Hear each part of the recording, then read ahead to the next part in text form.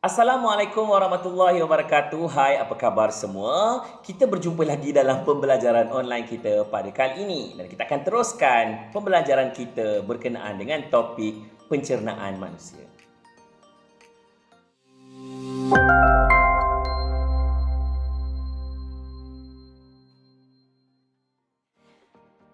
Okey, baiklah. Dalam pembelajaran lepas, kita sudah melihat bagaimanakah struktur sistem pencernaan manusia. So, pada pembelajaran kali ini, kita ingin melihat bagaimanakah pencernaan manusia itu berlaku. Terlebih dahulu, kita ingin bincangkan kenapa makanan perlu untuk dicernakan. Pertama, makanan perlu untuk kita pecah-pecahkan, kita cernakan, kita jadikan kepada molekul yang lebih kecil, yang larut, supaya makanan tersebut boleh kita serap masuk ke dalam salur darah untuk dibekalkan kepada sel-sel badan. Okey, macam contoh kita makan nasi lah. Nasi ni kena pecahkan dulu kepada nasi, kepada yang biji-biji kecil, kepada glukosa dan sebagainya, baru boleh masuk dalam darah. Takkan nasi seketul masuk dalam darah kan? Tak boleh. Dia mesti dipecahkan. Okey. So, dalam hasil pencernaan, setiap pencernaan, molekul-molekul besar perlu untuk kita pecahkan kepada molekul-molekul molekul yang lebih kecil. Contoh, karbohidrat kita perlu pecahkan kepada glukosa. Protein kita perlu pecahkan kepada asid amino. Lemak kita perlu pecahkan kepada asid lemak dan gliserol. Barulah ketiga-tiga kelas makanan ini boleh diserap dalam badan.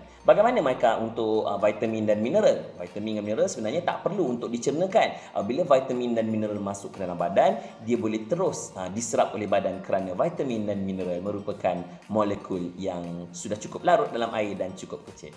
Itulah dia kenapa makanan perlu untuk dicernakan. Okey, kita pergi satu persatu kepada organ yang terlibat dalam struktur pencernaan. Pertama, mulut. Okey, kat mulut ada gigi, ada air liur. So, bila kita makan, makanan akan dikunyah, dihancurkan, dilumatkan oleh gigi dan air liur yang bercampur dengan makanan tersebut akan melembutkan makanan. So, makanan akan hancur dan dilembutkan dengan air liur dan gigi yang ada dalam mulut. Okey, selain daripada proses pencernaan fizikal lah, dipecahkan kepada kecil, sebenarnya dalam air liur kita ada sejenis bahan kimia atau kita kenali sebagai enzim dan nama enzim tersebut ialah amylase. Apakah fungsi enzim amylase? Enzim amylase akan menukarkan karbohidrat kepada maltosa. Itulah fungsi amylase dan itulah dia apa yang berlaku dalam mulut manusia.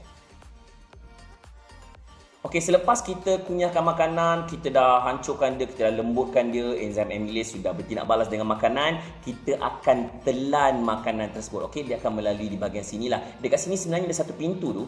Pintu tersebut dia akan elakkan makanan tersebut pergi kepada salur pernafasan lah. So, masa kita telan makanan, sebenarnya salur pernafasan kita tertutup. Sebab tu kita tak boleh telan air liur sambil bernafas. Okey? Mesti anda cuba kan telan air liur sambil nafas. Confirm tak boleh. Okey. Selepas itu makanan akan masuk ke dalam salur yang tengah-tengah ini yang kita panggil dia sebagai esophagus. Okey. Di esophagus makanan tersebut sebenarnya dalam bentuk bulatan ataupun bulatan pula dalam bentuk berbola yang kita panggil dia sebagai bolus. So bolus ni akan ditolak ke bawah daripada atas esophagus kepada arah perut dan proses pergerakan ini kita panggil dia sebagai proses peristalsis. Peristalsis ni otot-otot esophagus tu akan menolak makanan lah. Macam kita selalu nak makan coki-coki kan, tolak coklat keluar kan. Macam itulah lebih kurang proses peristalsis. So selepas esophagus, makanan tersebut akan tiba di organ yang berikutnya iaitu perut.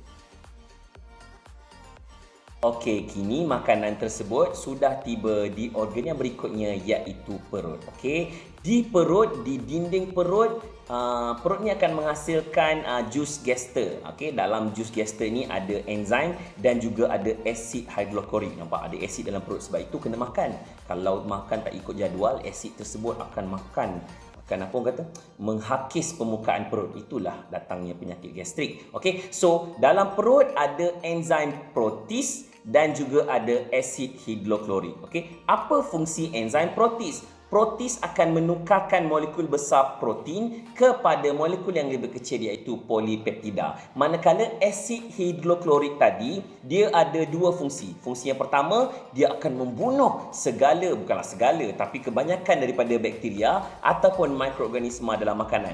Yang kedua, enzim protease tadi tu sebenarnya dia suka bertindak balas. Dia lebih banyak bertindak balas dalam medium yang lebih berasid. So, asid hidroklorik ni sebenarnya dia memberikan satu ruang mengaktifkan enzim protease untuk bertindak balas dengan protein. Okey, selain daripada asid hidroklorik dan juga enzim protease, ada juga beberapa enzim lain lah yang mana enzim tersebut akan menukarkan makanan tersebut kepada bentuk separa larut yang kita sebut dia sebagai bentuk kim. So itulah dia organ yang berikutnya iaitu perut. Selepas perut, kita beralih kepada organ yang berikutnya iaitu duodenum. Okey, organ berikutnya ialah duodenum. Duodenum ni sebenarnya satu saluran sebelum makanan tersebut pergi kepada usus kecil. Okey, duodenum ni sebenarnya dia sekadar salur sahaja. Dia bersambung dengan dua organ lain yang penting. Organ pertama ialah hati, organ yang kedua ialah pankreas. Hati, fungsi dia adalah untuk menghasilkan jus hempedu, yang mana jus hempedu ini disimpan dalam pundi hempedu. So, bila kita makan, makanan tersebut tiba di bahagian duodenum, jus hempedu ini akan dirembeskan ke dalam duodenum. Apa fungsi jus hempedu ni? Jus hempedu ni akan pecahkan lemak ataupun minyak kepada titisan kecil. Sebab apa? Minyak. Mana ada orang boleh kunyah minyak? So, minyak yang masuk dalam badan sebenarnya masih lagi belum jadi titisan kecil. So, apabila bercampur dengan jus hempedu ni dia bertindak balas dengan minyak yang akan pecahkan dia kepada titisan kecil. Lebih kurang macam awak ambil minyak, awak tambah dengan pencuci sunlight ke apa kan. Lepas tu awak goncang, kan minyak tu jadi titisan kecil. Itulah dia jus hempedu. Yang kedua adalah organ pankreas. Pankreas ni pula dia akan menghasilkan jus pankreas ataupun sejenis bahan lah. Okay, dalam jus pankreas ada 3 enzim yang paling utama. Yang pertama adalah amylase yang berfungsi menukarkan kanji kepada glukosa. Yang kedua ialah enzim protease yang menukarkan polipeptida tadi kepada peptida. Dan yang ketiga, enzim lipase yang menukarkan lemak kepada asid lemak dan gliserol. So itulah dia organ yang berikutnya iaitu duodenum. Okey, sekarang makanan tersebut selepas melalui duodenum dia akan tiba di bahagian yang penting juga sebenarnya iaitu usus kecil. Okey, usus kecil ni nama dia usus kecil tapi dia panjang. Okey, so dia patut dikenali sebagai usus panjang. Tapi tak apalah, kita panggil dia usus kecil. Okey. Usus kecil ini dia ada 2 enzim yang paling utama iaitu maltase dan juga protease. Apa fungsi enzim maltase? Maltase akan tukarkan maltosa kepada glukosa dan protease akan menukarkan dipeptida tadi kepada asid amino. So sekarang kita dapat lihat karbohidrat dah ditukarkan kepada glukosa, protein dah ditukarkan kepada asid amino, lemak dah ditukarkan kepada asid lemak dan gliserol. So segala molekul-molekul yang lebih kecil yang tadi tu akan boleh diserap kepada badan di bahagian usus kecil. So usus kecil ni selain daripada dia mencernakan, dia juga terlibat dengan proses penyerapan makanan. Okey, baiklah. Seterusnya kita beralih kepada organ yang berikutnya. Okey, selepas daripada makanan tersebut melalui usus kecil dicernakan, makanan akan diserap ke dalam badan. So adalah saki-baki makanan ni. Okey, so sisa-sisa makanan yang tidak tercerna ini akan memasuki bahagian usus besar. Okey, usus besar ini fungsi dia adalah untuk penyerapan semula air. So mana-mana air yang ada dalam makanan tersebut yang masih lagi tak diserap dalam badan akan diserap di usus besar. Sebab itulah kita tak boleh kita kena buang air besar selalu. Kalau kita tak buang air besar, tinja ataupun tai tu akan duduk lama dekat usus besar tu. So bila dia duduk lama kat situ, banyak air diserap daripada tinja, maka kita punya tinja akan jadi keras. Itu yang kalau tak buang air besar 2-3 hari, mulalah sembelit sebab tinja tersebut jadi keras. So itulah dia fungsi usus besar iaitu penyerapan semula air. Okey, selepas usus besar, makanan akhirnya akan tiba di ruang yang paling akhir pada usus besar yang kita kenali sebagai rektum. Rektum ni macam satu chamber, satu ruang untuk penyimpanan makanan yang tidak tercerna yang last sekali. Inilah kita panggil sebagai tinja ataupun tahi. Apabila rektum ni dah penuh, bila rektum ni kira macam dia boleh keluarkan signal yang kita perlu untuk buang air besar, so dia akan hantar signal, barulah datang perasaan nak buang air besar dan tinja tersebut akan disingkirkan melalui dubur. Okey, baiklah. Dalam proses pencernaan yang telah diceritakan sebentar tadi, sebenarnya ada 3 kelas makanan yang paling utama yang perlu dicernakan. Apakah dia?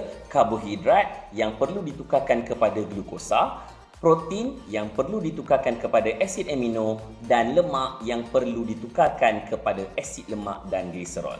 Karbohidrat ditukarkan terlebih dahulu kepada maltosa oleh enzim amylase dan maltosa ditukarkan kepada glukosa oleh enzim maltase. Protein pula proses dia lebih complicated lah. Protein akan ditukarkan kepada polipeptida, kemudian polipeptida akan ditukarkan kepada dipeptida dan dipeptida akhirnya akan ditukarkan kepada asid amino. Lemak pula dia akan terus ditukarkan kepada asid lemak dan gliserol dengan menggunakan enzim amylase. So enzim-enzim ini kalau anda refer balik kepada video-video yang sebelum ini, dia berada di kawasan-kawasan tertentu yang berbeza. Ada yang dekat mulut, ada yang dekat perut, ada yang dekat duodenum, bergantunglah kepada lokasi enzim tersebut. So itulah dia sistem pencernaan manusia. So pencernaan adalah proses untuk memecahkan makanan. So bila kita makan, makanan tersebut akan dipecahkan secara fizikal dan kemudian secara kimianya tidak balas dengan pelbagai enzim yang akhirnya makanan tersebut dapat ditukarkan kepada molekul-molekul yang lebih kecil dan kemudian diserap oleh badan. Itu saja untuk pelajaran pada kali ini. Terima kasih dan kita akan jumpa dalam pembelajaran akan datang. Assalamualaikum dan jumpa lagi.